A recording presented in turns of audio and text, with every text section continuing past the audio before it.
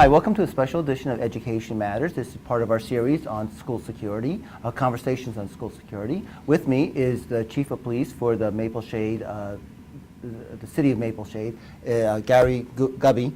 Gary, and you're also President of the New Jersey Association of Chiefs of Police, correct? That's correct. And that represents all the chiefs? For the state of New Jersey. State of New Yes. Jersey. In this episode, we're going to talk about the SRO, the School Resource Officer, because many times we think of that as a security position, but the history of that is not really around security. Could you just tell us the role of the SRO? Well, the SRO, we do juvenile complaints. They're basically an extension of our juvenile detective. They're in the schools daily. In Maple Shade, we have a high school and we have 3 elementary schools.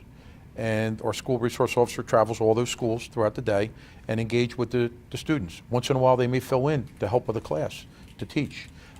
Students have issues on school property, outside of school, that has a nexus to school. That officer deals with them. And my understanding with the SRO is they kind of build a relationship with the students so that a trust between the school community and the police department. 100%. The students, it's not uncommon for a student to come into the SRO's office or engage in conversation with the SRO when they're walking through, stopping into the classrooms, walking the hallways. It is an excellent rapport that they have with the students. It's interesting, we have community events and the students are out at the community events, and the SRO, it's amazing to know how many students come up to engage conversation with that officer.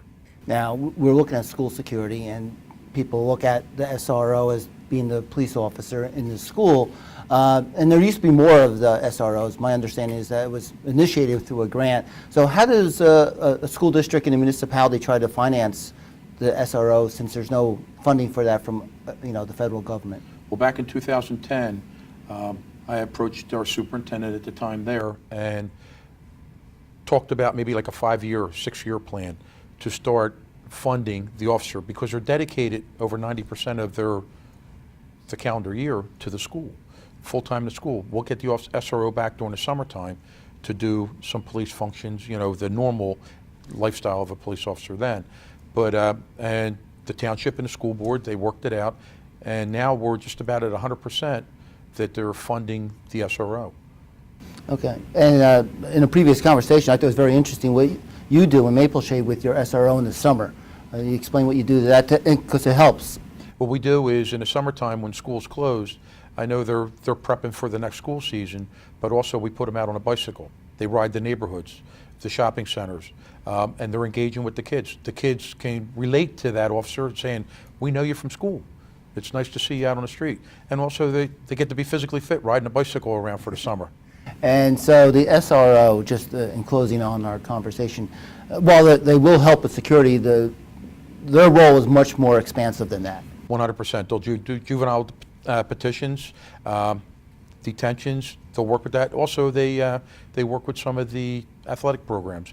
If there's a high school football game, basketball game, they may stay after with that, and they'll engage with the kids there.